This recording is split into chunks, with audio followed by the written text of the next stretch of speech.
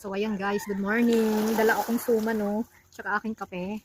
Ayan, saan ko kaya pwedeng ilapag? Guys, na high tide na, oh, lumalaki na ang tubig dagat. Pero ang labo niya sa ngayon, oh. Malabo siya, lumalaki na talaga. Ibig sabihin, malapit na naman ang tighabagat niyan. So, ayan. Mag-merienda muna tayo, guys. Sumang malagkit.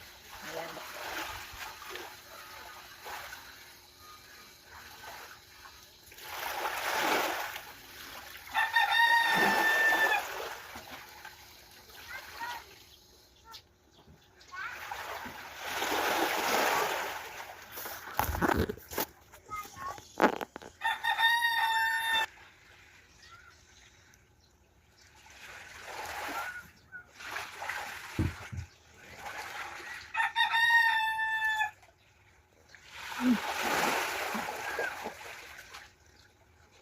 May tubig na rin ang ilalim ng kubo.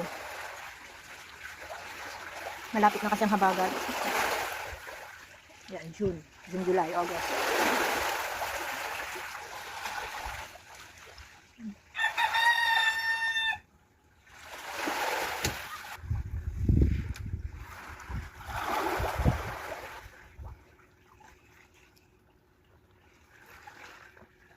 Ang labo. Buti pa dun, no? Pinuntan naming Baywalk.